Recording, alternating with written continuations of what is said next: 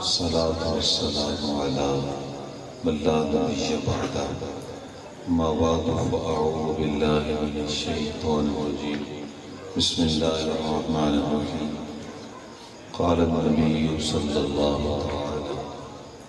عليه وآله وسلم لا يؤمن أحدكم حتى أكون أحب إليه من والده وولده والناس أجمعين صدق النبي صلى الله تعالى عليه وآله وسلم قال كان رسول الله صلى الله تعالى عليه وآله وسلم أبيض مليحا مقصدا وكما قال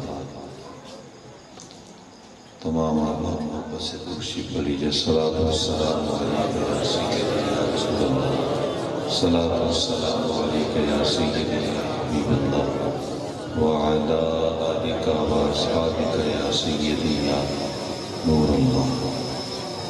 حمد و صلاة کے بعد انتہائی واجب احترام معزز محترم ذی وقار عالی مرتبہ برادران اسلام علماء کرام مشائخ اعزاز السلام علیکم ورحمۃ اللہ وبرکاتہ. آج کی خوبصورت اور بابرکت اور مقدس محفل ذکر رسول صلی اللہ علیہ وآلہ وسلم کی سننے اور سنانے کی گفتگی ہے. اس میں میں اور آپ متکرم ہیں. دعا ہے کہ اللہ جل شانہ ہماری حاضری کرتے اپنے مقام کو قبول فرمائے اور ذکر رسول کی برکت سے اللہ تعالیٰ ہمیں خود رسول کی دولت سے مالا مال فرمائے. آقا کریم صلی اللہ علیہ وسلم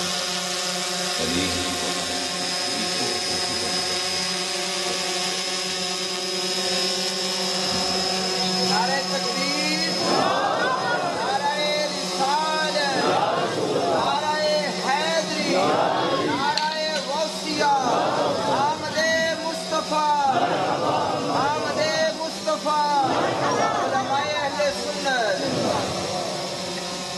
آقا کریم صلی اللہ علیہ وآلہ وسلم کا ذکر اہل ایمان کے لیے قلبی راحت اور دلی مسرت کا ذریعہ ہے.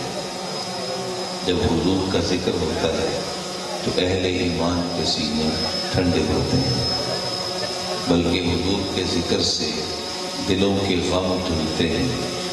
مطرب سے کہو کہ چھیڑے ذرا اس جانے تمنا کا قصہ، فرقت کے بھیانک لمحوں میں کچھ دل کو سہارا ہو جائے.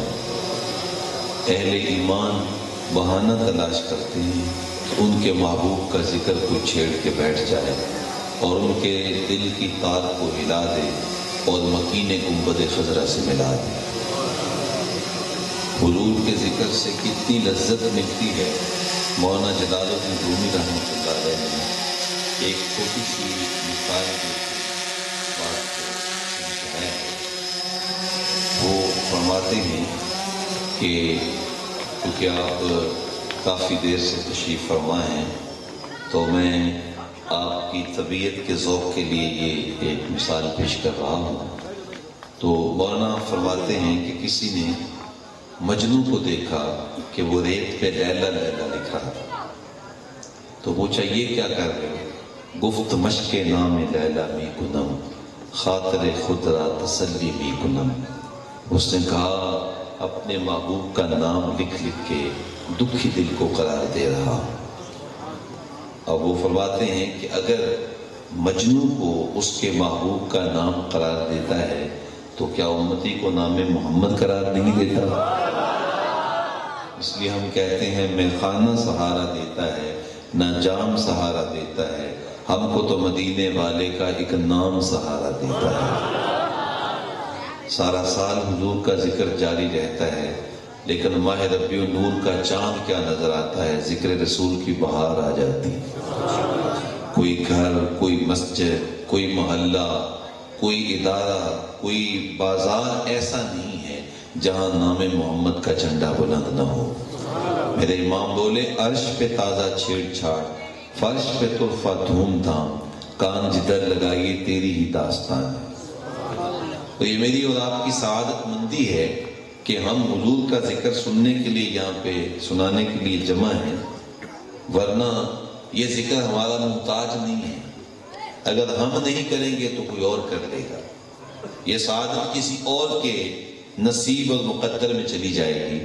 تو یہ ہمارا مقدر ہے کہ ہمیں یہ توفیقات دی گئی ہیں، کیونکہ حضور کا ذکر کسی کا محتاج نہیں ہے۔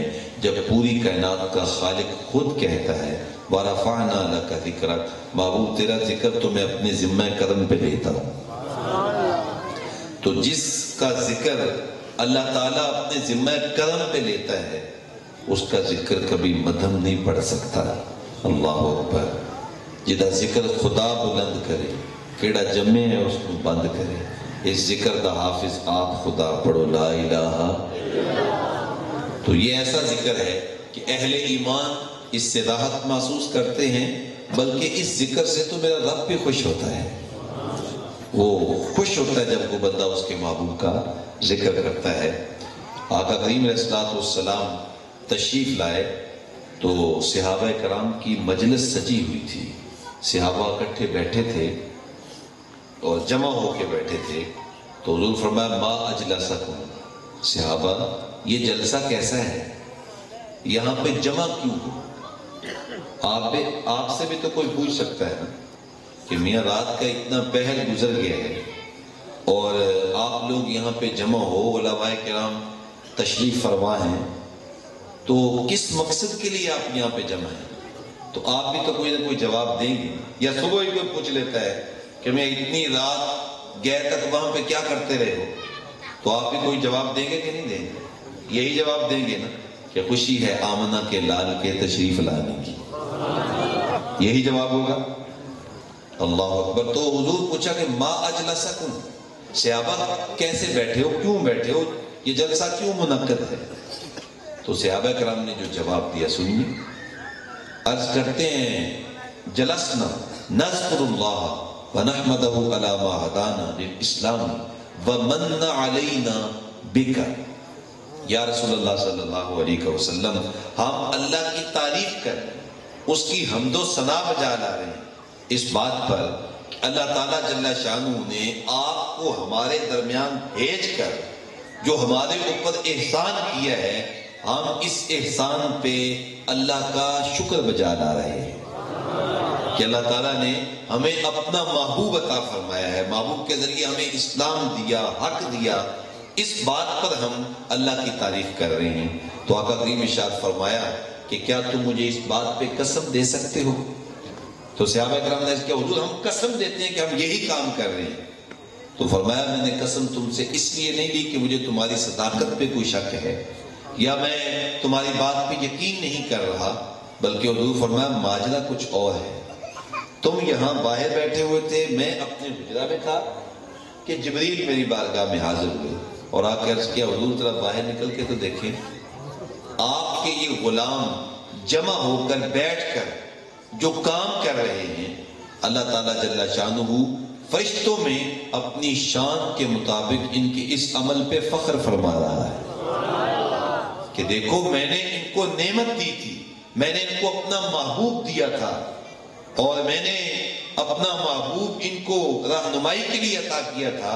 یہ نہ شکرے نہیں نکلے کہ نعمت لے کے بس خاموش ہو کے بیٹھ جائیں، بلکہ یہ اللہ تعالیٰ جل شانہ کے شکر گزار بندے بنے ہوئے ہیں اور یہاں بیٹھ کے اللہ تعالیٰ جل شانہ کا ذکر کر رہے ہیں۔ تو اس ذکر پہ اللہ تعالیٰ جل شانہ ان کے عمل پہ فخر فرما رہا ہے، تو یعنی حضور کے ذکر سے اللہ بھی خوش ہوتا ہے۔ تو اس لیے ہم جمع ہوئے ہیں۔ تو میں ایک بڑی خوبصورت حدیث پاک آپ کے سامنے پڑھنے کا شرف پایا ہے، جس میں اللہ تعالیٰ جل شانہ کہ محبوب علیہ السلام کی صورت زیبا کا تذکرہ کیا گیا کہ حضور کی صورت مبارکہ کیسی تھی۔ آقا کی السلام کو اللہ نے جو جمال دیا تھا، حضور کو جو حسن دیا تھا، اس کا اس میں تذکرہ کیا گیا ہے۔ اور آپ صلی اللہ تعالیٰ علیہ وآلہ وسلم کی صورت کا تذکرہ، حضور کی سیرت کا تذکرہ، یہی میلاد ہوتا ہے۔ اسی کو میلاد کہتے ہیں کہ حضور کے معجزات کا ذکر کیا جائے، حضور کی سیرت کا تذکرہ کیا جائے، حضور کی صورت کا تذکرہ کیا جائے۔ تو میں اس تھوڑے سے وقت میں آپ کے سامنے حضور کی صورت زیبا پہ چند باتیں گفتگو میں کرنا چاہتا ہوں. اللہ تعالیٰ مجھے حق بیان کرنے کی توفیق عطا فرمائے. یہ بات ذہن میں رہے، جس جگہ پہ حضور کے حسن کا تذکرہ ہوتا ہے وہاں اللہ کی رحمت چھم چھم برستی ہے. دوسری بات یہ ہے کہ آقا کریم صلی اللہ تعالی علیہ وآلہ وسلم کے حسن کا جو شخص ذکر کرتا ہے وہ لوگوں کے دلوں میں گھر بنا لیتا ہے. آج ہم سب کی یہ آرزو ہے کہ ہم ہر دل عزیز ہو جائیں، لوگ ہم سے پیار کریں، لوگ ہم سے محبت کریں. تو آسان نسخہ ہے، حضور کے حسن کا قصیدہ پڑھا کریں، لوگ آپ سے پیار کریں. حضور کے حسن کی باتیں کیا کریں تو لوگ آپ سے محبت کریں گے، لوگوں کے دلوں کے اندر آپ کا پیار پیدا ہو جائے گا. تیسری بات، کائنات میں حضور کو سب سے زیادہ حسین ماننا یہ تقاضا ایمان ہے اور یہ حقیقت ہے، صرف عقیدت نہیں ہے. ایک ہوتی عقیدت کہ ہر شاگرد کہتا ہے کہ میرے استاد جیسا زمانے میں کوئی نہیں، یہ اس کی عقیدت ہے اور شاگرد کی عقیدت استاد کے متعلق ایسی ہی ہونی چاہیے. لیکن ضروری نہیں ہے کہ اس کا استاد ہی سب سے اچھا ہو. وَفَوْقَ كُلِّ ذِي عِلْمٍ عَلِيمٍ، ہر عالم سے بڑا عالم اس دنیا میں موجود ہے، لیکن اس کی عقیدت ہے، وہ کہتا ہے کہ میرے استاد جیسا کوئی نہیں. ہر مرید سوچتا ہے کہ میرے پیر جیسا زمانے میں کوئی نہیں. ہر پارٹی کا کارکن کہتا ہے کہ ہمارے لیڈر جیسا کوئی نہیں. یہ سیاستدانوں کے آپ تبصرے سنتے رہتے ہیں. کیا کچھ کہتا تھا عمران خان، اور جناب اس وقت تو کہتا تھا جناب یہ 80 روپے بہت زیادہ مہنگا ہے، اب 140 ہو گیا. ٹھیک ہے نا؟ تو لیکن ان کے پارٹی کے کارکنوں سے آپ بات کریں گے تو وہ پھر بھی اس کی عظمت پہ کوئی نہ کوئی دلائل دیں گے، کہیں گے نہیں جی نہیں، لیڈر تو بس یہی ہے. تو چونکہ ہر پارٹی کا کارکن اپنے لیڈر کی تعریف کرتا ہے، وہ کہتا ہے کہ میرے لیڈر جیسا زمانے میں کوئی نہیں ہے، چاہے وہ جیسا بھی ہو. اللہ اکبر. یہ ہوتی عقیدت. اس شاگرد کہتا ہے میرے استاد جیسا زمانے میں کوئی نہیں، اور مرید کہتا ہے میرے پیر جیسا زمانے میں کوئی نہیں، کارکن کہتا ہے میرے لیڈر جیسا زمانے میں کوئی نہیں. یہ عقیدت ہے، یہ دل کا ایک اعتقاد ہے. آقا کریم کائنات میں سب سے زیادہ حسین ہے، یہ صرف عقیدت نہیں ہے، یہ حقیقت ہے. پوری کائنات میں محمد عربی جیسا دوسرا کوئی نہیں ہے. اللہ نے اپنے محبوب کو جو جمال دیا ہے، اللہ نے اپنے محبوب کو جو حسن دیا ہے، اللہ اکبر، بس حسن کی ساری شوخیاں اور حسن کی ساری تحریریں اللہ نے اپنے محبوب کے چہرہ انور پہ ختم کر دی. اللہ اکبر. تو آئیے اس خوبصورت اور دل آویز عنوان کو چھیڑتے ہیں اور اپنے مشام جام معطر کرتے ہیں اور سینوں میں ٹھنڈ پیدا کرتے ہیں. کیسا خوبصورت عنوان ہے. تو آئیے ان لوگوں سے پوچھتے ہیں. میں علماء کی بات نہیں کرتا، میں پیران عظام کی بات نہیں کرتا، اور میں محدثین کی صرف بات نہیں کرتا، میں ان لوگوں کی بات کرتا ہوں جنہوں نے حضور کو سامنے اپنی ان سر والی آنکھوں کے ساتھ سامنے بیٹھ کے دیکھا ہے، ان کی بات کرتے ہیں. آئیے حضرت سیدنا ابو ہریرہ رضی اللہ تعالیٰ بیان کرتے ہیں، فرماتے ہیں کل قمر لیلۃ البدر لا مارا قبلہ ولا بعدہ مثلہ. کیا پوچھتے ہو، حضور 14ویں رات کا چاند تھے. پھر فرماتے ہیں نہ حضور جیسا حسین نہ پہلے دیکھا نہ بعد میں دیکھا. حضرت حسان پاس ہی بیٹھے تھے، فرمانے لگے تم دیکھتے کیسے؟ کسی ماں نے جنم دیا ہوتا تو دیکھتے. خدا نے حسینہ جمیلہ دا منہ موڑ دیتا، محمد بنا کے قلم توڑ دیتا، اور خدا نے وہ سچائی پن چھڑیا جدے وچ محمد نو ڈالیا سی. اور لکھاں آئے نبی دنیا تے پر محبوب خدا جیا کوئی نہیں. لکھاں سونے بن بیندے نے ان دی خاکے پا جیا کوئی نہیں. حضرت ام المومنین سید عائشہ صدیقہ رضی اللہ تعالیٰ عنہ حضور کے چہرے کی چمک کو بیان کرتی ہیں اور چہرے کی تابانیوں کا تذکرہ کرتی ہیں. فرماتی ہیں سحری کا وقت تھا، میں کچھ سی رہی تھی کہ اچانک سوئی گر گئی، اور کاشانہ نبوت ہے لیکن چراغ کے اندر جلانے کے لیے تیل بھی نہیں. اللہ اکبر. مال کے کونین ہیں گو پاس کچھ رکھتے نہیں، دو جہاں کی نعمتیں ہیں ان کے خالی ہاتھ میں. یہ کاشانہ نبوت کے حالات ہیں. ام المومنین فرماتی ہیں 2 مہینے حضور کے گھر میں چولہا نہیں جلتا تھا. عرض کیا گیا پھر گھر والے گزارا کیسے کرتے تھے؟ کہا دو چیزوں پہ، کھجور اور پانی، ان دو چیزوں پہ حضور کے گھر والے گزارا کرتے۔ آج تو ہمارے گھر میں ایک دن کھانا نہ بنے تو سر پہ بازو رکھ لیا جاتا ہے، اور ہمارے بچے جو حالات ہیں تو، لیکن امام الانبیاء پہ قربان جائیں کہ دو مہینے حتیٰ کہ تین مہینے میں بس اوقات حضور کے گھر میں چولہا، تو اب دیے کے اندر جلانے کے لیے تیل نہیں ہے، اب تلاش کی لیکن سوئی نہیں ملی، فرماتی میں پریشان ہو کے بیٹھ گئی، اتنے میں حضور تشریف لے آئے۔ عائشہ کیا بات ہے؟ میں نے کیا حضور سوئی گم ہو گئی، مل نہیں رہی، تو آقا کریم اسلام نے تبسم فرمایا اور حضور مسکرائے تو کہتی ہیں میرا حجرہ چمک اٹھا، فَتُبُيِّنَتِ الْعِبْرَةُ بِشُعَاعِ نُورِ وَجْهِهِ، فرماتی ہیں میں نے حضور کے چہرے کی چمک سے اپنی گمی ہوئی سوئی کو تلاش کر لیا۔ نعرہ تکبیر، نعرہ رسالت، عظمت مصطفیٰ، عظمت مصطفیٰ، علماء اہل سنت۔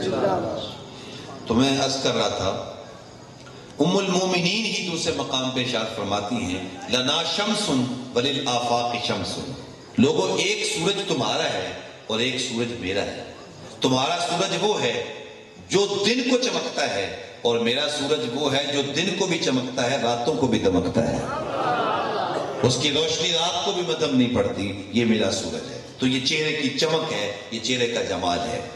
اللہ اکبر۔ آقا کریم صلی اللہ تعالی علیہ وسلم کے جمال کو بیان کیا حضرت جابر بن سمرہ رضی اللہ تعالیٰ فرماتے ہیں رات کا وقت تھا کہ میں حضور کے گھر میں حاضر ہوا، حضور نے سرخ حلہ پہنا ہوا تھا اور محو استراحت تھے، آرام فرما رہے تھے، نیند فرما رہے تھے، اور میں نے دیکھا کہ حضور کا چہرہ چمک رہا ہے، اور پھر آسمان پہ چاند، 14ویں رات کی چاندنی ہوگی، چاند بھی چمک رہا تھا، تو میں حضور کے چمکتے ہوئے چہرے کو کبھی دیکھتا ہوں، کبھی میں چاند کو دیکھتا ہوں، کبھی میں زمینی قمر کو دیکھتا ہوں، کبھی آسمانی قمر کو دیکھتا ہوں، کبھی میں اس چاند کی روشنی دیکھتا ہوں، کبھی اس چاند کی چمک کو دیکھتا ہوں۔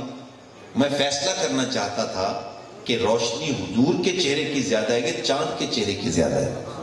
تو فرماتے ہیں اب فیصلہ سن لیجیے، ان کو کہتے ہیں فَإِذَا هُوَ أَحْسَنُ عِنْدِي مِنَ الْقَمَرِ، میں نے فیصلہ یہ کیا کہ حضور کا چہرہ چاند کے چہرے سے کہیں زیادہ خوبصورت ہے، چاند کے چہرے میں داغ ہے، آمنہ کے لال کا چہرہ بے داغ ہے، اور بلکہ آمنہ کے لال وہ ہیں جب اشارہ کرتے ہیں چاند رقص کرتا ہوا قدموں میں آ جاتا ہے، تو حضور کا چہرہ چاند سے بھی زیادہ خوبصورت ہے۔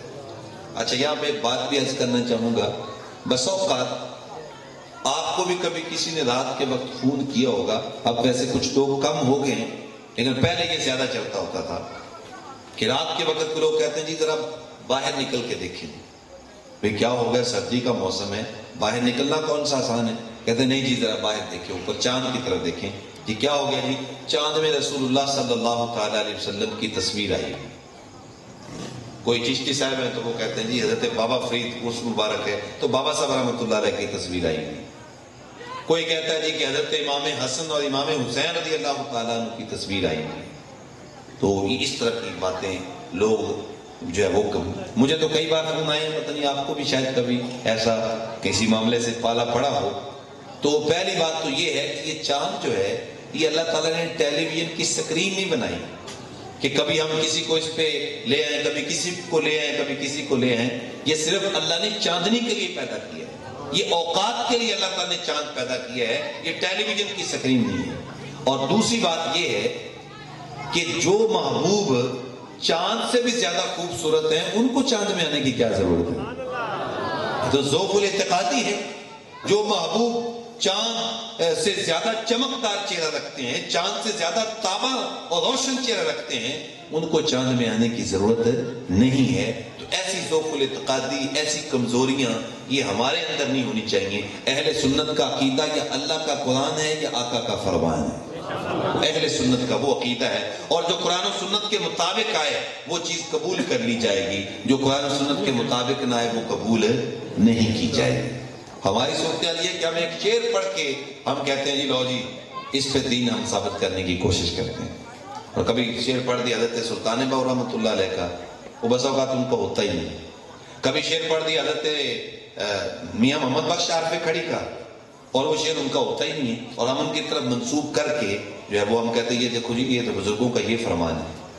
اگر وہ فرمان جو بزرگوں کی طرف منسوب کیا گیا ہے اگر وہ قرآن و سنت کے خلاف ہے تو یقیناً وہ ان کا نہیں ہوگا، ہم اس کو نہیں مانیں گے جو قرآن میں آیا حدیث میں آیا، ہم اس کو مانیں گے۔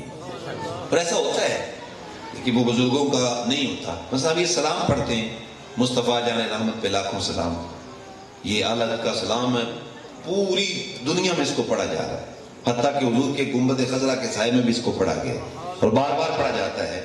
اور جو نہیں مانتے وہ بھی پڑھتے ہیں، وہ بھی کہتے ہیں کہ اسلام جب ہم پڑھتے ہیں تو ہمیں روحانی لذت آتی ہے۔ جو مانتے ہی نہیں ہیں وہ بھی اتنا یہ کامل ہے اور اتنا یہ اس نے اپنا لوہا منوایا، ہر جگہ پہ پڑھا جاتا ہے۔ لیکن ہمارے جو نعت خوانان ہیں عموماً یہ اشعار پڑھتے ہیں کہ وہ کہتے ہیں کہ امتی امتی لب پہ جاری رہا، امتی تیری قسمت پہ لاکھوں سلام۔ شعر تو اچھا ہے لیکن یاد رکھیں یہ اعلیٰ حضرت کا شعر نہیں ہے۔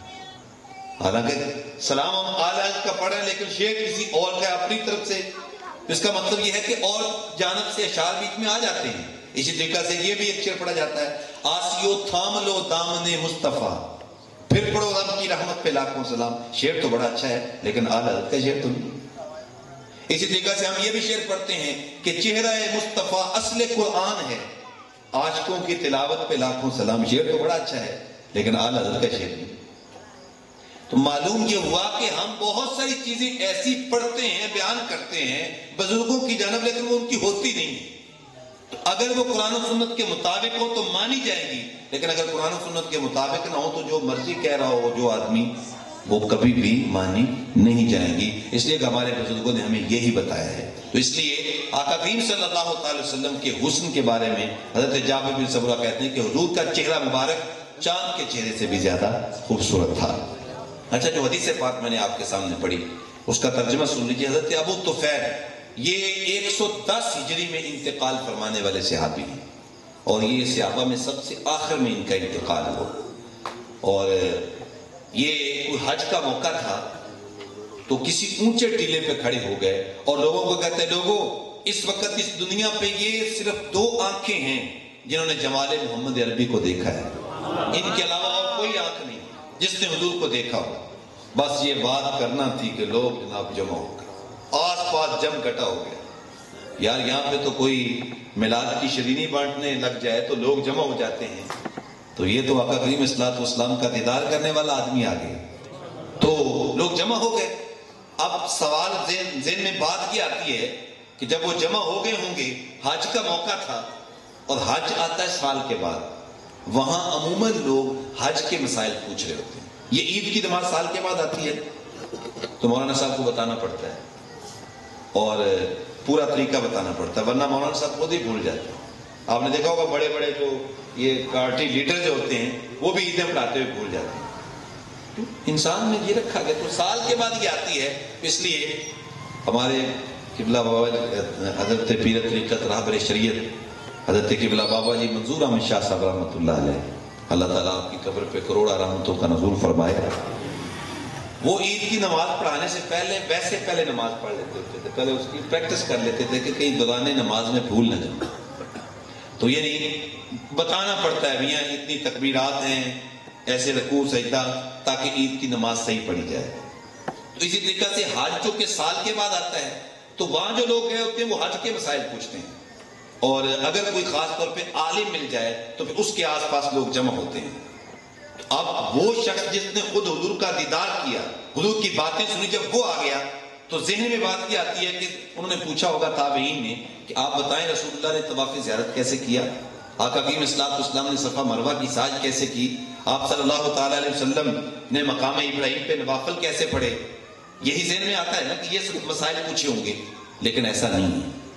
انہوں نے جب آقا کریم صلی اللہ علیہ وسلم کی یہ صحابی کھڑے ہوئے تو تابعین نے آس پاس جمع ہو کے کہا، جب انہوں نے کہا نا کہ ان آنکھوں کے علاوہ حضور کا جمال کسی نے نہیں دیکھا، تو انہوں نے پھر عرض کیا صف لنا رسول اللہ صلی اللہ علیہ وسلم، اگر آپ نے دیکھا ہے تو پھر بتاؤ تو صحیح حضور کیسے تھے، حضور کا جمال کیسا تھا، حضور کا حسن کیسا تھا۔ تو انہوں نے 3 لفظوں کے اندر آقا کریم صلی اللہ علیہ وسلم کی پوری صورت زیبا کا نقشہ کھینچ لیا. فرمانے لگے کان رسول اللہ صلی اللہ علیہ وسلم ابیض، ایک تو حضور چٹے رنگ کے تھے، رنگ بڑا چٹا تھا نبی پاک ابیض رنگ والے تھے. اور یہ لفظ ابیض رنگ کا جو ہے، ابیض کا لفظ یہ حضور کے لیے بطور استعارہ بولا گیا. یہ دادا جو ہوتا ہے نا دادا، اس کو بس اوقات بیٹے سے پوترا زیادہ پیارا لگتا ہے، اور دادوں اور پوتروں کی آپس میں زیادہ بنتی ہے، دادیوں کی اور پوتوں کی اور دادوں کی اور پوتوں کی بہت زیادہ بنتی ہے. تو آقا کریم صلی اللہ تعالی وسلم کے دادا جان جناب عبد المطلب حضور سے بڑا پیار کرتے تھے، اور جب زیادہ محبت میں آ جاتے نا تو حضور کو نام سے نہیں پکارتے تھے، بلکہ کیا کہتے تھے؟ یا ابیض، او میرے چٹے رنگ والے پوترے. ابیض کہہ کے آقا کریم اسلام کو پکارتے. اور یہ لفظ بطور خاص حضور کے لیے بولا گیا. حضور کی عمر مبارک ہے 9 سال. مکہ المکرمہ میں قحط پڑ گیا. لوگ جمع ہو کر جناب ابو طالب کے پاس آئے اور آ کے کہا کہ آپ بنو اسماعیل میں سے ہیں، تو آ کریں، اللہ تعالیٰ بارش ڈال دے، ڈھور ڈنگر مار رہے ہیں، کھیتیاں نہیں ہو رہی، تو بڑی پریشانی ہے. تو جناب ابو طالب نے فرمایا کہ آؤ ہم کعبہ میں چلتے ہیں، اللہ کے حضور دعا کریں گے، وہ بڑا کریم بارش ڈال دے گا. حضور کو ساتھ لیا انگلی کے ساتھ. حضور کی عمر مبارک 9 سال ہے، اور حضور کو اپنے سامنے یوں بٹھایا کہ حضور کی پشت مبارک خانہ کعبہ کی دیوار سے لگ رہی تھی، اور حضور کی جانب اشارہ کر کے کہا اے میرے مالک، میرے اس گوری رنگت والے بھتیجے کے صدقے میں ڈال دینا. راوی کہتے ہیں آسمان پہ بادل چھوٹی سی ٹکڑی بھی نہیں تھی، لیکن جب حضور کے چہرہ نور کا وسیلہ ڈالا گیا نا تو بادل امڑتے چلے آئے، آسمان پہ پھیل گئے اور چھم چھم ہی برسنے لگ گیا.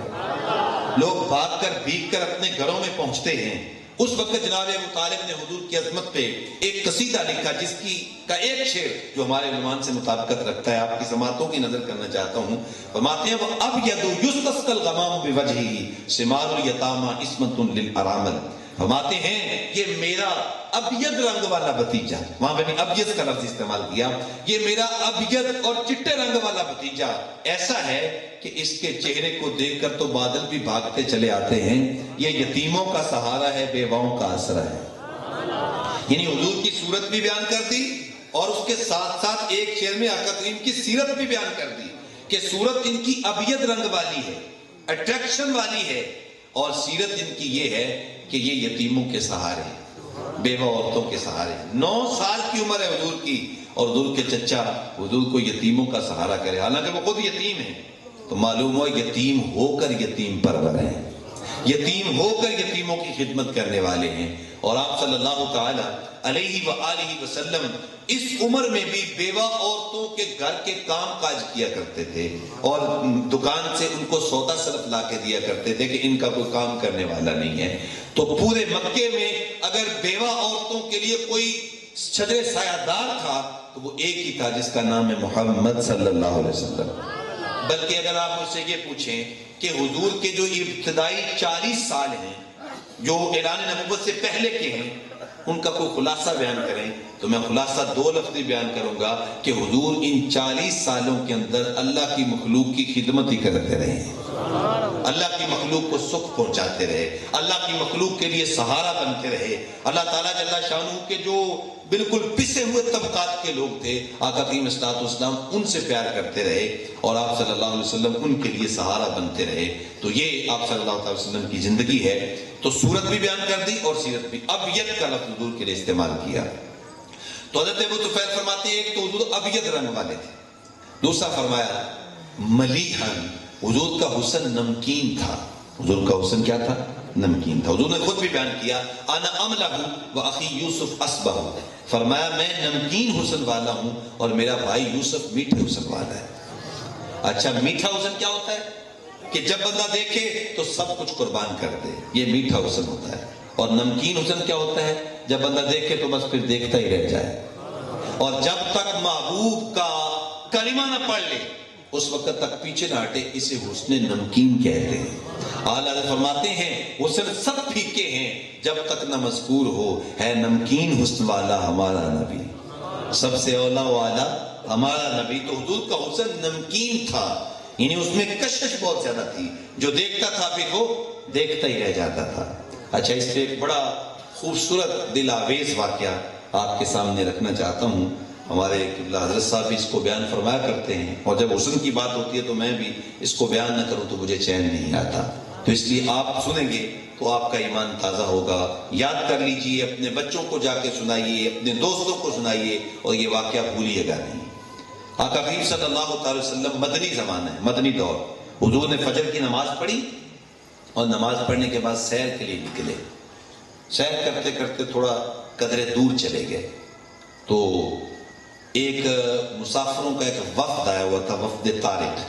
انہوں نے اپنے ڈھور ڈنگر مال مویشی وہاں پہ باندھے ہوئے تھے، چل رہے تھے اور خود خیموں کے اندر موجود تھے. آقا کریم جب ان کے جانوروں کے پاس سے گزرے تو ایک سرخ رنگ کا اونٹ حضور کو پسند آ گیا. اللہ اکبر! یہ اونٹ بھی کیسا تھا جو آمنہ کے لال کو پسند آیا. کاش میں اور آپ بھی حضور کو پسند آ جائے تو پھر تو زندگی کا جمال نہیں مل جائے گا. تو اونٹ حضور کو پسند آ گیا. آقا کریم فرمایا یار یہ اونٹ تم نے بیچنا ہے؟ تو انہوں نے بیچنا تھا یا نہیں بیچنا تھا. جب حضور نے پوچھا تو وہ انکار نہ کر سکے. تو اللہ اکبر! میں دل بیچاں میں جگر بیچاں جے پیارا محمد آ جاوے، نہیں میں اپنا سارا گھر بیچاں جے پیارا محمد آ جاوے. انہوں نے بیچنا تھا یا نہیں؟ جب حضور پوچھا تو وہ انکار نہ کر سکے. حضور فرمایا کتنے کا؟ انہوں نے کہا جی اتنے کا. قیمت طے ہو گئی. حضور نے فرمایا اونٹ مجھے دے دو، میں اپنے گھر جاتا ہوں اور اونٹ وہاں رکھ لوں گا اور قیمت تمہیں لوٹا دوں گا. اب آقا کے اسلام نے اونٹ پکڑا اور پیدل چل پڑے. جب حضور چل رہے تھے نا تو یہ پیچھے سے کھڑے حضور کی چال ہی دیکھتے رہے، کیونکہ حسن نمکین وہ ہوتا ہے نا جب بندہ دیکھے تو پھر دیکھتا ہی رہ جائے. تو چال کے اندر اتنا حسن تھا کہ دیکھتے رہ گئے. اللہ اکبر! اور حضور جب آنکھوں سے اوجھل ہوئے تو پھر اپنے سینوں پہ ہاتھ رکھ کے کھڑے ہو گئے اور ایک دوسرے کو تانے دینے لگے اور کوسنے لگے. کہنے لگے یار تم کتنے بھولے لوگ ہو. ایک اجنبی آدمی آیا جس کو تم بالکل نہیں جانتے، وہ تم سے تمہارا قیمتی اونٹ لے گیا اور لے بھی ادھار گیا اور تم نے اس سے نام تک بھی نہیں پوچھا. سودا اگر نقد لینا ہو یا دینا ہو تو پھر آنے والے کا آتا پتہ نہیں پوچھا جاتا کہ آپ کہاں سے آئے ہیں اور آپ کہاں جا رہے ہیں. لیکن اگر سودا ادھار دینا ہو تو پھر یا تو بندہ آنے والے کو جانتا ہو. آپ بھی ماشاءاللہ جانور وغیرہ بیچتے رہتے ہیں، منڈیوں میں آتے جاتے رہتے ہیں. اگر سودا ادھار دینا ہو تو یا تو بندہ اس کو جانتا ہو جس کو سودا دے رہے ہیں، یا درمیان میں کوئی ضامن ہو یا کوئی چیز گروی رکھی جائے تو سودا ادھار دیا جاتا ہے. لیکن اگر ایسا نہ ہو تو سودا ادھار، بولیے گا ذرا، سودا ادھار نہیں رکھا جاتا. تو انہوں نے کہا کہ تم نے سودا ادھار دے دیا اور آنے والے کا نام تک نہیں پوچھا. اتنی سادگی کا مظاہرہ آج تک تم نے اتنی غفلت نہیں کی جو آج کر لی ہے. اللہ، ایک دوسرے کو تانے دے رہے ہیں، ایک دوسرے کو کوس رہے ہیں، ایک دوسرے کی جو ہے وہ تصریف کر رہے ہیں کہ یہ تم نے کیا کر دیا. اچھا جب باتیں زیادہ ہونے لگی نا ان میں سے ایک بول پڑا. وہ کہتا ہے یار جب وہ بات کرتا تھا نا اس کے منہ سے پھول جھڑتے تھے. حدیث پاک میں آتا ہے اذا تکلم ضیق النور یخرج من بین ثنایاہ. حضور جب گفتگو کرتے تھے نا تو نور کی کرنیں چھن چھن کے نکلا کرتی تھی. وہ کہتا ہے میں اس منظر کو دیکھتا رہ گیا، مجھے ہوش ہی نہیں آئی کہ میں ان سے نام پوچھ لیتا. یہ کیا حسن ہے یار، یہ کیا جمال ہے. اچھا دوسرا کہتا ہے یار جب وہ مسکراتا تھا نا تو سامنے والے پہاڑوں پہ عکس پڑتا تھا. اذا ضحک یتلالو فی الجدر. حضور جب مسکراتے تھے تو سامنے والی دیواریں چمک اٹھتی تھی. اسے کہا میں تو یہ منظر ہی دیکھتا رہ گیا ہوں. اللہ اکبر! تیسرا کہتا ہے یار میں تو اس کی جھیل جیسی آنکھوں میں کھو کے رہ گیا ہوں، کیونکہ حضور کی آنکھیں ایک تو بڑی تھیں، سرمدی تھیں اور پرکشش آنکھیں تھیں، اور اتنی ان کے اندر کشش تھی اور اتنی ان کے اندر جو وہ تیزی تھی کہ اعلیٰ ایک جگہ پہ فرماتے ہیں کس کو دیکھا یہ موسیٰ سے پوچھے کوئی، آنکھ والوں کی ہمت پہ لاکھوں سلام. اور آنکھوں کے اندر کشش کیا ہے؟ جس پہ پڑ گئی بندے سے مولا کر دیا، جس طرف اٹھ گئی دم میں دم آ گیا. اس نگاہ عنایت پہ اس نگاہ عنایت پہ مصطفیٰ جان رحمت پہ. اس نے کہا یار میں تو اس کی جھیل جیسی آنکھوں میں کھو گیا اور مجھے ہوش نہیں رہا کہ میں اس سے کوئی بات کر لیتا. اللہ اکبر! وہ شاید مولانا اعظم چشتی نے کیا خوب کہا. وہ فرماتے ہیں تو وجہ میرا یار نہیں ڈٹھا جنوں ویکھ کے چند شرماوے. تو وجہ میرا یار نہیں ڈٹھا جنوں ویکھ کے چند شرماوے. ادھی راتی دن چڑھ جاوے جے او رخ تو نقاب ہٹاوے تے جے او نکلے سیر کرن نوں تے سارا گلشن سیس نواوے. اتے دھرتی لف لف جاوے، جے ہاتھ پھلاں وچ رکھدا ہاتھ پھلاں تو ود جاوے، نین نشیلے مست رسیلے وچ سونا کجل سہاوے، اکھ اگڑے تے انج پیا چاپے جویں میں خانہ کھل جاوے، تے جے او کھولے پیچ زلف تے راہی راہ بھل جاوے، بجلی ڈردی لشک نہ مارے متا بے ادبی ہو جاوے، علم خدا نے اینا دتا عقلاں وچ نہ آوے، عقل خدا نے اینی دتی علماں وچ نہ آوے، کی اعجاز نظر وچ او دی جو آوے وک جاوے، خلق ادے نے مولی دنیا کوئی ورلائی جان بچاوے، توبہ توبہ حسن سجن دا تے چال نہ چلی جاوے، آزم ایڈا سونا مائی تنو کدرے نظر نہ آوے۔ گوارا جو کچھ بھی ہوا تم اس کے حسن میں کھو گئے، اور وہ اپنے حسن کا جادو چلا کے تم سے تمہارا قیمتی اونٹ ہتھیا کے لے گیا۔ اب جب ہم نے یہ کہا نا کہ حسن کا جادو چلا گیا، تو اس بات پہ میں آپ کی توجہ چاہوں گا۔ امام زرقانی نے لکھا کہ قبیلے کے سردار کی بیوی خیمے میں موجود تھی، ابھی تک خاموش تھی، وہ باتیں سن رہی تھی، بول نہیں رہی تھی، لیکن جب انہوں نے یہ کہا نا کہ وہ اپنا حسن کا جادو چلا گیا، تو اس نے خیمے کا پردہ سرکایا اور کھڑی ہو گئی۔ اس نے کہا انا ضامنۃ لسامن جمالکم لا یغدر بکم، اس نے کہا اگر وہ پیارا قیمت دینے نہ آیا تو قیمت مجھ سے لے گی، مگر خبردار جو اس کے متعلق کوئی بات کی میں سننا نہیں چاہتی۔ انہوں نے کہا کہ تو اس کو جانتی ہے؟ خوش ہو گئے بھی، چلو جانتی ہوگی، جانتی ہے جو ضمانت دے رہی ہے؟ اس نے کہا واللہ جانتی تو میں بھی نہیں۔ کہا اگر تو جانتی نہیں تو پھر ضمانت کس چیز کی دے رہی ہے؟ اس نے کہا جب وہ پیارا تم سے سودا کر رہا تھا نا تو میں نے خیمے کی اوٹ سے اس کا چہرہ دیکھ لیا تھا، اور اتنے حسین چہرے والا کبھی جھوٹ بول ہی نہیں سکتا، اتنے باکمال چہرے والا کبھی دروغ کوئی کر ہی نہیں سکتا۔ اس نے ضمانت دے دی، اللہ اکبر، اور لوگ خوش ہو گئے، چلو کچھ بن جائے گا۔ ابھی وہ کھڑے تھے، باتیں کر رہے تھے کہ حضور کے صحابہ آگے، اور آگے کہا ہمارے آقا نے کن لوگوں سے اونٹ خریدا ہے؟ کہا ہم سے خریدا ہے۔ تو فرمایا یہ لو حضور نے کھجوریں بھیجی ہیں، یہ تمہاری مہمان نوازی کے لیے، اس سے اپنی قیمت بھی پوری کر لو۔ وہ کہنے لگے اب اس پیارے نے قیمت کا چھوڑا ہی نہیں ہے، اب قیمت بعد میں لیں گے، پہلے یہ بتاؤ کہ وہ پیارا رہتا کہاں ہے؟ تو انہوں نے کہا یہ جو کھجوروں کا جھنڈ ہے نا یہی ہے محمد عربی کا ڈیرا۔ امام زرقانی فرماتے ہیں سارا قبیلہ اٹھا اور حضور کے قدموں میں جا کے حضور کا کلمہ پڑھ کے حضور کا غلام بن گیا، تیریاں تک کے ادامہ میں مرید ہو گئی۔ تو حضرت ابو طفیل فرماتے ہیں حضور کا حسن نمکین تھا، یعنی جو دیکھتا تھا پھر دیکھتا ہی رہ جاتا تھا، اور جب تک حضور کا کلمہ نہیں پڑھتا تھا اس وقت تک واپس نہیں پلٹتا تھا۔ اچھا اس پہ ایک اور بات اسی حوالے سے، حسن نمکین کے حوالے سے، حضرت عبداللہ بن سلام رضی اللہ تعالی، آپ جانتے ہیں جب حضور نے مدینے میں قدم رکھا تھا تو یہ مدینہ کا روشن ترین دن تھا، حتیٰ کہ جو یہودی تھے وہ بھی حضور کی آمد کا انتظار کر رہے تھے کہ وہ آئیں گے تو ہماری کتابوں کی تصدیق ہو جائے گی۔ لیکن جب حضور نے مدینہ میں قدم رکھا تمام لوگ حضور کے ارد گرد ایسے جمع ہو گئے جیسے چاند کے ارد گرد ہالہ ہوتا ہے، اور جیسے جب وہ پھول ہوتے ہیں اور پھولوں کے درمیان میں کوئی بڑا گلاب کا پھول ہو، یہ انداز پیدا ہو گیا، ایک خوبصورت انداز۔ تو یہودیوں کو اپنی جو کشتی تھی وفادات کی وہ ڈولتی ہوئی نظر آئی، تو انہوں نے کہا کہ ان کا مقابلہ کیا جائے ورنہ ہماری دکانداری تو ختم ہو جائے گی۔ تو انہوں نے کئی ہیلے بہانے کیے، ان میں سے ایک یہ بہانہ بنایا، طریقہ بنایا، حضرت عبداللہ بن سلام چونکہ عالم تھے ان کو تیار کیا کہ آپ ان سے مناظرہ کریں، جب مناظرہ کریں گے یہ آپ کے سوالوں کے جواب نہیں دے سکیں گے تو آپ کو فتح ہو جائے گا، ہمیں پتہ ہو جائے گا لوگ ان سے دور ہو جائیں گے۔ بات بڑی سننے کی ہے، اللہ اکبر۔ حضرت عبداللہ بن سلام کو 100 سوالات سکھائے کہ اگر یہ سوال پوچھا جائے بتا دیں تو اگلا پوچھنا، اس کا جواب دے دیں تو اگلا پوچھنا، یہ سلسلہ چلتا رہا، اللہ اکبر۔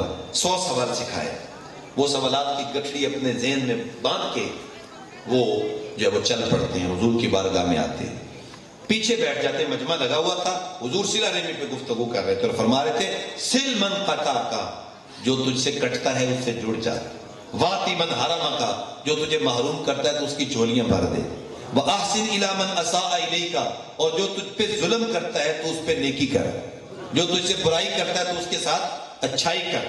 تو یہ حضور اس بات پہ لیکچر دے رہے تھے، اور حضور کے لیکچر دینے کا انداز بھی بڑا میٹھا تھا۔ اچھا یہ پیچھے بیٹھے تھے تو وہ جو سوالات کی گٹھڑی تھی نا وہ کھل گئی اور سوالات تتلیوں کی طرح اڑ گئے، اللہ اکبر۔ اے نکائے تو جواب ہر سوال، ہر شبد ہر مشکلت بے کی لوکال، تیری ملاقات ہی تو میرے سارے سوالوں کا جواب تھی، اللہ اکبر۔ جب مجلس برخاست ہوئی قریب آئے، حضور فرمایا عبداللہ بن سلام کیسے آئے ہو؟ وہ جو مناظرہ کرنے کے لیے آیا تھا نا، کہتا یا رسول اللہ میں تو آپ کا غلام بننے آیا ہوں۔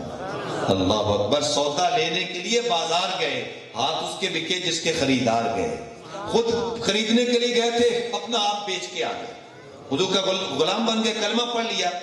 جب واپس گئے نا تو وہ جو دعائیں مانگ رہے تھے کہ ہمارا مناظر کامیاب ہو گیا ہے، وہاں تو کوہرام مچ گیا عالمی یہودیت میں۔ وہ تو جو ہے وہ انہوں نے پکڑ لی آتے عبداللہ بن سلام کو، کہا تو نے ہماری ناک خاک آلود کر دی، تو نے کوئی سوال کیا ہوتا، انہوں نے جواب دیا ہوتا تو مان جاتا۔ ہم کہتے ہیں علمی آدمی تھا، اس کی علمی پیاس بجھ گئی اس لیے مان گیا ہے، نہ تو نے کوئی سوال کیا نہ انہوں نے جواب دیا، تو سوال و جواب کے بغیر ہی مان گیا، ہمیں سمجھ نہیں آئی۔ فرمانے لگے تمہیں سمجھ کیسے آتی؟ سمجھ تو مجھے بھی نہیں آئی۔ کہا پھر کلمہ کیسے پڑھا؟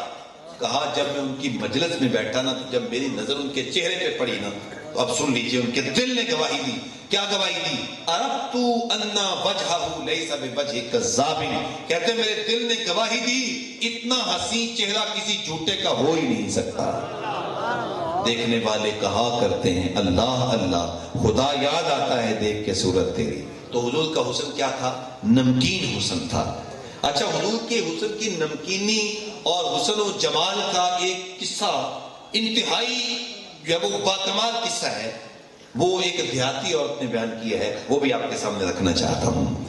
اللہ اکبر، چونکہ اکثر لوگ شاید دیہاتوں سے تعلق رکھتے ہوں، تو دیہات والے لوگ جو ہوتے ہیں یہ حقیقت کو بیان کرنے والے لوگ ہوتے ہیں۔ شہروں کے اندر منمہ سازی آ جاتی ہے اور بہت کچھ اور ایسی بناوٹ آ جاتی ہے، لیکن دیہاتوں میں آج بھی کافی ساری چیزیں خالص ہیں، شہروں کے اندر بہت ساری چیزیں۔ تو ایک دیہاتی عورت نے حضور کا حسن بیان کیا ہے۔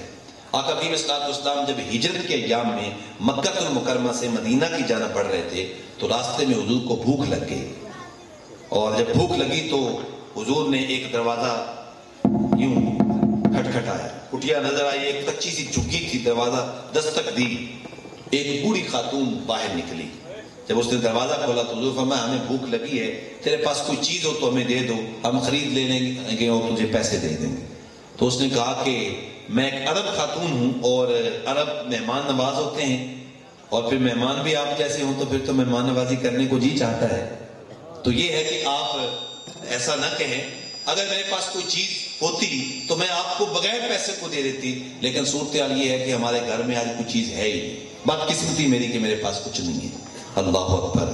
تو آقا کریم صلی اللہ علیہ وسلم کی نظر ان کے گھر کی ایک نکر پہ کھڑی ایک بکری پہ پڑ گئی، تو حضور نے فرمایا خاتون ہم اس بکری کا دودھ نہ دو لیں؟ تو اس نے کہا کہ یہ تو اتنی کمزور ہے کہ چل کے ریوڑ کے ساتھ نہیں جا سکی، اس نے دودھ کیا دینا ہے؟ تو آقا کریم فرمایا اجازت دینا تیرا کام ہے، دودھ دونا مجھ محمد کا کام ہے۔ تو حضور نے سیدنا ابوبکر صدیق کو فرمایا جائیے یہ بکری لے آئیے۔ اب بکری لائی گئی، آقا کریم صلی اللہ علیہ وسلم نے اپنا ہاتھ مبارک یوں نکالا، یہ وہ ہاتھ ہے جس کو اللہ فرماتا ہے کہ ید اللہ فوق ایدیہم، محبوب بظاہر تیرا ہے، حقیقت میں رب ذوالجلال کا ہے۔ یہ وہ ہاتھ ہے، آقا کریم اسلام اس کے ساتھ کنکر پھینکتے ہیں، اللہ ارشاد فرماتا ہے وَمَا رَمَيْتَ إِذْ رَمَيْتَ وَلَٰكِنَّ اللَّهَ رَمَىٰ، محبوب یہ کنکر تو نے تو نہیں پھینکے، یہ تمہیں رب ذوالجلال نے پھینکے ہیں۔ یہ وہ ہاتھ ہے، آقا کریم اسلام اگر کسی کے جسم پہ پھیر دیتے وہ بوڑھا ہو جاتا، اس کے سارے بال سفید ہو جاتے، لیکن جس جگہ پہ حضور کا ہاتھ آیا تھا وہ ہمیشہ سیاہ ہی رہتے تھے۔ یہ وہ ہاتھ ہے جو ریشم سے زیادہ نرم اور کستوری سے زیادہ خوشبودار تھا۔ یہ ہاتھ آقا کریم اسلام نے نکالا اور اس بکری کی پشت پہ پھیرا، اس نے ٹانگیں چوڑی کر لی اور اس کے تھن دودھ سے بھر گئے۔ آقا کریم فرمایا ام معبد بڑا برتن لے کے آؤ، بڑی جو ہے وہ برتن لے کے آؤ۔ تو برتن لایا گیا، حضور نے دودھ دونا شروع کیا، جاگ اٹھی حتیٰ کہ برتن دودھ سے بھر گیا۔ حضور فرمایا اور برتن لاؤ، اور برتن لایا گیا، اللہ اکبر، وہ بھی دودھ سے بھر گیا، فرمایا اور لاؤ، وہ بھی بھر گیا۔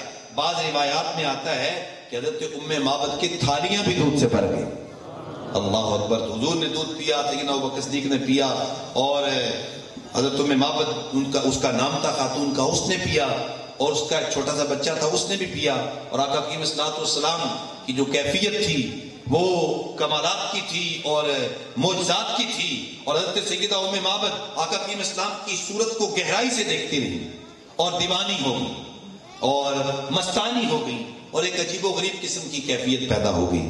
اچھا، اس کیفیت کو ایک شاعر نے اپنے انداز میں بیان کیا ہے۔ میں ویسے کبھی طرز میں شعر پڑھا تو نہیں کرتا، لیکن یہ ہے کہ چلو اس شعر کو ذوق کے ساتھ پڑھ لیتے ہیں. اگر آپ کا ذوق ساتھ دے تو اونچی ایک بار سبحان اللہ کہیں. تھوڑی سی اس کی آواز دیں. تو حضرت ام معبد نے اس کی جو کیفیت تھی اس دیہاتی عورت کی، دینا تھوڑی سی آواز دی. اس کی کیفیت کو شاعر نے بیان کیا. وہ کیا کہتا ہے؟ ام معبد دی بکری دودھ ناسی دے دے، ام معبد دی بکری دودھ ناسی دے دے، لاغر سی بڑی اٹھ دی نہ بیندی، لاغر سی بڑی اٹھ دی نہ بیندی، اور بکری نو ہاتھ لا کے لگے آقا چومن، ام معبد دے کر دے بھر سار برتن، ام معبد دے کر دے بھر سار برتن. اب دیوانی اور کے حضور کے قدموں میں گرتی ہے اور کہتی کیا ہے؟ کہندی ہون چھڑ کے نہ جامی، کہندی ہون چھڑ کے نہ جامی، کتھے جانا ہی لے چل لاد مٹھیاں بولیاں والا آقا، مٹھیاں بولیاں والا آقا. او جیتے نال کر دے دے گلاں، او دا دل لٹ کے لے جائے لاد مٹھیاں بولیاں والا آقا، مٹھیاں بولیاں والا. حضرت ام معبد کا دل جو ہے وہ لے کر اور ان کو اپنا دیوانہ بنا کر اور ان کے گھر میں برکات بکھیر کر آقا کریم صلی اللہ علیہ وسلم تشریف لے گئے. جب شام کا وقت ہوا نا تو ان کا خامد ابو معبد بکریاں لے کے آیا اور اس نے دیکھا کہ کچی جھگی پہ انوار اتر رہے ہیں. اس نے کہا اللہ اکبر، جدھر جدھر سے وہ گزرے ہیں نصیب، ہزار بار ادھر سے بہار گزری ہے. اللہ اکبر. اور چند لمحوں کے لیے ٹھہرے تھے تم جس پیڑ کے نیچے، سنا ہے آج تک اس پیڑ کا سایہ مہکتا ہے. عجیب کیفیت اس نے دیکھی. اس نے کہا ام معبد یہ گھر کا ماحول کیسا بدلا ہے؟ آج گھر کی کیفیات کیا ہیں؟ یہاں تو اداسیاں ہوتی تھیں، آج تو رونقیں رونقیں ہیں. یہ دودھ کہاں سے آیا ہے؟ برتن بھرے ہوئے ہیں. تو اس وقت پھر ام معبد نے حضور کی جو وہ صورتحال تھی وہ بیان کی. اس نے کہا کون آیا تھا؟ تو اس نے پھر بتایا. اس نے حضرت ام معبد نے نام تو نہیں پوچھا تھا، اپنے طور پہ ایک نام رکھ لیا. کہنے لگی جاء رجل مبارکن، ہمارے گھر میں آج مبارک آیا تھا، ایک برکتوں والا انسان آیا تھا جو ہمیں مالا مال کر کے چلا گیا. اس نے کہا ام معبد پھر یہ اتنی کرم نوازیاں وہ کر گیا ہے، اس کی کوئی صورت کا نقشہ تو بیان کرو، اس کے چہرے کی خد و خال تو بیان کرو، اس کا انداز گفتگو بیان کرو. یہ بتاؤ تو صحیح کہ وہ اس کی آنکھیں کیسی تھی، اس کی پیشانی کیسی تھی، اس کا جو وہ قد رانا کیسا تھا، تو بتاؤ تو صحیح، کو نقشہ کھینچو. اللہ اکبر. تو ام معبد ایک دیہاتی عورت تھی لیکن اس نے حضور کی صورت کا جو نقشہ کھینچا اس نے حق ادا کر دیا. اب وہ لمبا قصیدہ ہے لیکن میرے پاس اتنا وقت نہیں ہے. اس نے کہا رأیت رجلا ظاہر البزا قسیم وسیم فی عینیہ تاج وفی اشفاری وطف وفی صوتی سہل اکحل ازل اقرن ابہ الناس اجملہ من بعید واحسنہ من قریب. اس نے کہا میرے شوہر میں تجھے کیا بتاؤں وہ مبارک کیسا تھا. اس کا قد نہ بہت زیادہ کوتاہ قد تھا نہ لمبا قد کا تھا، وہ درمیانی قد کا تھا. اس کی گفتگو بڑی میٹھی تھی. اللہ اکبر. شہد سے زیادہ میٹھی تھی. کک سواد نہ مصری اندر تے کھنڈا میں چک ڈٹھیاں، پر اینا ساریاں چیزاں نالوں گلا سجڑنیاں مٹھیاں. اس کی گفتگو میٹھی تھی، اس کی پیشانی چوڑی تھی، اس کی آنکھیں سرمدی تھیں، اس کے یہ ابرو جو تھے وہ کثیر تھے، اور اس نے کہا کہ اس کی ناک جو وہ بڑی تھی اور اس کے ہونٹ اتنے جو وہ خوبصورت تھے جن کو اعلیٰ حضرت نے اپنے رنگ پہ بیان کیا. پتلی پتلی گلے قدس کی پتیاں، ان لبوں کی نزاکت پہ لاکھوں سلام. اعلیٰ حضرت فرماتے ہیں حضور کے ہونٹ یہ عام ہونٹ نہیں ہیں، یہ جنت کے پھولوں کی پتیاں ہیں. اس کے ہونٹ با کمال تھے اور اس نے بہت خوبصورت بات کہی. جب آ رہا تھا دور سے تو لگتا تھا جیسے کسی اونچائی سے اتر رہا ہو. چلنے میں بڑا وقار تھا، گفتگو کے اندر بڑی ایک تہذیب تھی.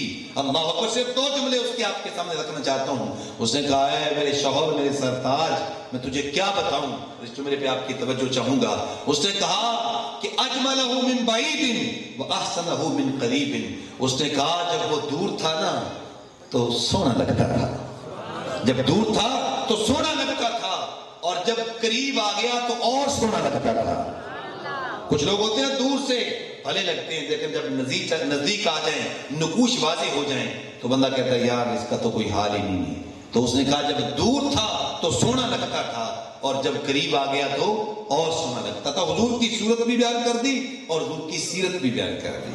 اللہ اکبر. یعنی اس نے کہا جب وہ دور تھا تو سونا لگتا تھا, جب قریب آ گیا تو اس کی آنکھوں پہ حیا کے پہرے بیٹھے ہوئے تھے, اس کی آنکھیں جھکی ہوئی تھی. ان کو اعلیٰ حضرت بیان فرماتے ہیں کہ نیچی نظروں کی شرم و حیا پر درود, اونچی بینی کی رفت پہ لاکھوں سلام. اور یہ نظر کا جھکا ہوا ہونا, نظر کا حیا, یہ انسان کی زندگی کا بہت بڑا حسن ہے, انسان کی سیرت کا بہت بڑا حسن ہے. ایک جوان جس کی جوانی انگڑائیاں لے رہی ہو اور جب معاشرہ ایسا ہو کہ خواتین بن ٹھن کے باہر نکلتی ہوں اور بازاروں میں جاتی ہوں, اور جب معاشرہ ایسا ہو کہ سوشل میڈیا پہ گند بھرا ہوا ہو, اور جب معاشرہ ایسا ہو نکاح مشکل ہو جائے, برائی آسان ہو جائے, تو اس وقت اپنی جوانی کی حفاظت کرنا کوئی آسان کام تو نہیں ہے نا. لیکن فرمایا اس موقع پہ جو بندہ اپنی آنکھ میں حیا پیدا کرتا ہے تو اللہ تعالیٰ جل شانہ اس کو اپنا حبیب بنا لیتا ہے, اس کو اپنا دوست بنا لیتا ہے. یہ آنکھ کا بہت بڑا حسن ہے. حضرت لقمان حکیم کا آپ نے نام سنا, وہ فرماتے ہیں وَلَقَدْ آتَيْنَا لُقْمَانَ الْحِكْمَةَ, ان کے نام پہ قرآن کی پوری صورت ہے. اللہ کیا فرماتا ہے, ہم نے لقمان کو حکمت عطا فرمائی تھی, ہم نے لقمان کو دانائی عطا فرمائی تھی. اللہ اکبر. اتنی دانائی, وہ کہتے ہیں میں نے نبیوں کی باتیں اکٹھی کی, ایک نبی کی ایک بات دوسرے کی دو, تو وہ کہتے ہیں اس طریقے سے میں نے 100 باتیں نبیوں کی اکٹھی کی. ان 100 باتوں میں سے ایک اہم بات یہ ہے کہ جب تم کسی کے گھر میں جاؤ, وہ شادی پہ بلائے, کوئی اور موقع ہو, کوئی دعوت ہو کھانے پہ, یا کسی بھی وجہ سے جب کسی کے گھر جاؤ, تو فرمایا نبیوں کی باتوں میں سے یہ بات ہے کہ اپنی نظر کی حفاظت کرو, اپنی نظر کو جھکا کے رکھو اور اپنی نظر میں حیا پیدا کرو. چونکہ گھر میں مائیں بہنیں ہوتی ہیں, خواتین موجود ہوتی ہیں, تو اپنی نظر کو جھکانا وہاں پہ, تو یہ آنکھ کا سب سے بڑا حسن ہے. اور مصطفیٰ کریم کی آنکھ سے بڑھ کے کائنات میں کسی کی آنکھ حیا والی ہے ہی نہیں. اس نے کہا جب دور تھا تو سونا لگتا تھا, جب قریب آ گیا تو اس کی آنکھوں پہ حیا کے پہرے بیٹھے ہوئے تھے. اللہ اکبر. اب بلکہ اب مبارک کی باتیں ہوتی ہیں. شام کو جب ابو معبد بکریاں لے کے آتا ہے تو ام معبد کھانا دینے لگتی ہے, تو وہ کہتا ہے کھانا بعد میں کھائیں گے, پہلے ذرا مبارک کی 2-4 باتیں سناؤ. روزانہ مبارک کی باتیں ان کے گھر میں ہوتی ہیں. کبھی کبھی وہ بچہ بھی بیچ میں لقمہ دیتا ہے, امی وہ ہاتھ پھیرنے والی بات تو اب چھوڑ ہی گئی ہے, وہ تو بیان کرو ذرا, ہاتھ کیسے مبارک نہیں پھیرا تھا. روزانہ مبارک کی باتیں ہوتی ہیں. اور اگر ہمارے اہل سنت کے لہجے میں ترجمہ کیا جائے تو ام معبد کے گھر میں روزانہ محفل میلاد کا انعقاد ہوتا تھا. ایک دن ام معبد نے کچھ سودا سلف لینا تھا, اپنے بچے کو ساتھ لے کے, جو چیز لینی تھی وہ ملی نہ, تو دور چلی گئی, چلتی چلتی مدینے ہی پہنچ گئی. جب مدینے پہنچی تو سامنے سے حضرت سیدنا ابوبکر صدیق رضی اللہ تعالیٰ گزر رہے تھے. تو جب یہ صورتحال ہوئی تو جب سامنے سے سیدنا ابوبکر صدیق موجود تھے, وہ بچہ چھوٹا تھا لیکن وہ تھا بڑا بصیرت والا. اس نے دیکھتے کہا یا اماہ ھذا صاحب المبارک, امی وہ دیکھو مبارک کا ساتھی جا رہا, مبارک کا دوست جا رہا. جلدی جلدی گئی ام معبد اور کہا تو آ گیا, مبارک کہاں ہے, مبارک کو کہاں چھوڑا ہے. تو سیدنا ابوبکر صدیق رضی اللہ تعالیٰ فرمایا کون سا مبارک, کیونکہ نام تو خود ہی رکھا ہوا تھا نا, حضور کا نام مبارک تو نہیں تھا نا, تو ان نے خود ہی نام رکھا ہوا تھا. تو آپ نے فرمایا کون سا مبارک, کس مبارک کی بات کرتی ہو. تو اس نے حضرت ام معبد نے فرمایا وہی مبارک جس نے بکری پہ ہاتھ پھیرا تھا. سمجھ گیا یہ تو میرے آقا کی بات کر رہے ہیں. کہا آؤ تمہیں مبارک کے ڈیرے پہ لے چلتے ہوں. آقا کریم صلی اللہ علیہ وسلم مسجد نبوی کے صحن میں موجود تھے. تو بس پھر جب سامنے نظر پڑی تو بچے نے کہا امی وہ دیکھو مبارک بیٹھا ہو. دونوں ماں بیٹا حضور کا کلمہ پڑھ کے حضور کے غلام بن گئے, گھر آ گئے.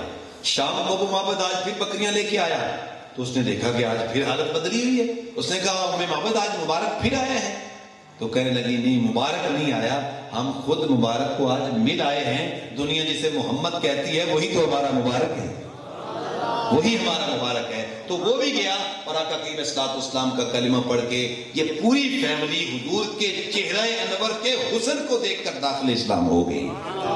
تو فرمایا کہ کان رسول اللہ صلی اللہ علیہ وسلم ابیض ملیحا، حضور ایک تو چٹے رنگ کے تھے اور دوسرا حضور کا حسن نمکین تھا.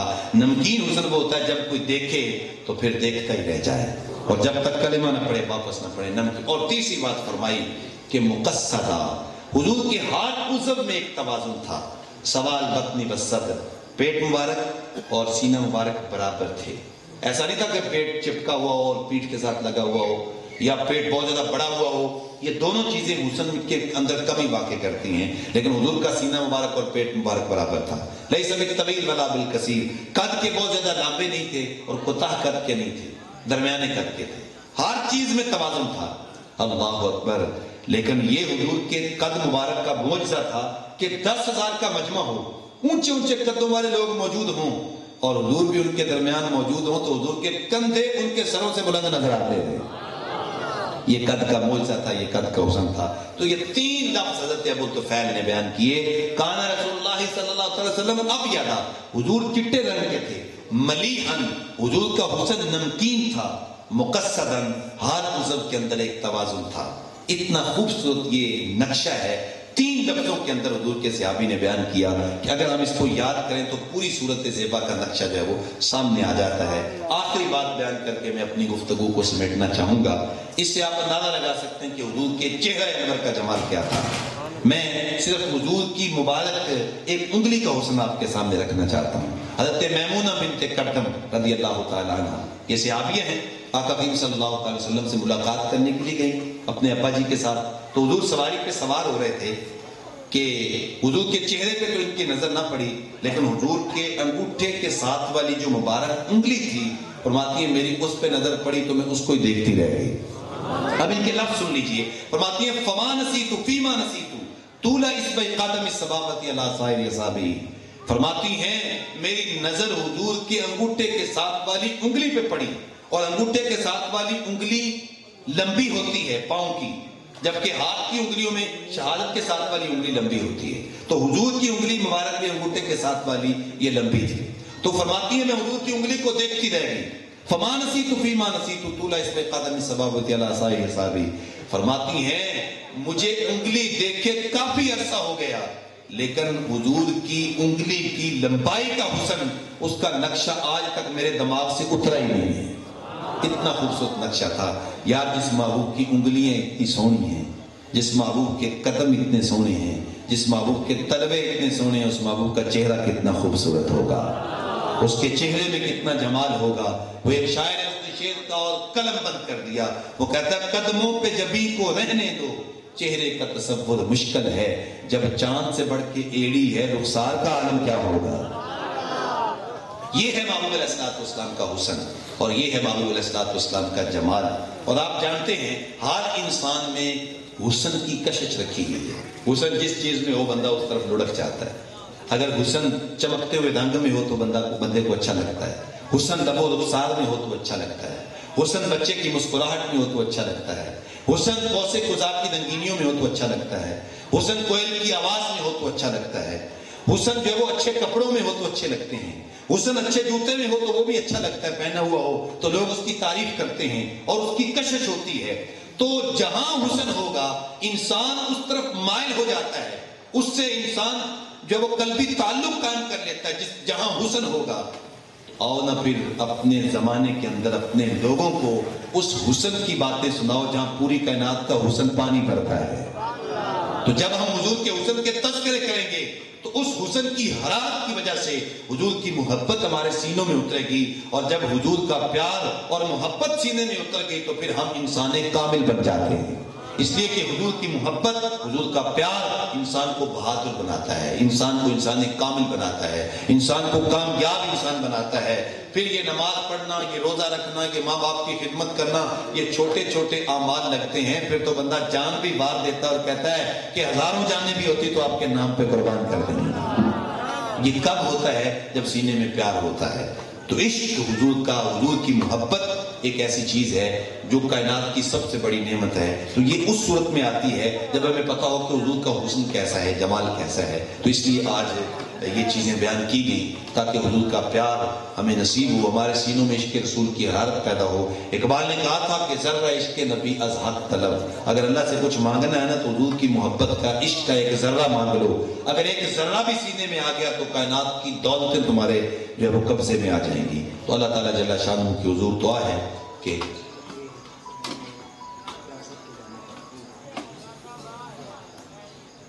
اللہ تعالیٰ جل شانہ ہماری حاضری اپنی بارگاہ میں قبول فرمائے.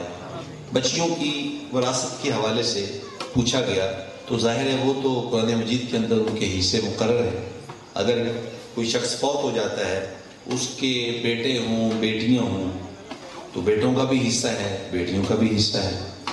بیٹے کو 2 گنا ملے گا، بیٹی کو 1 گنا ملے گا. کیا مطلب؟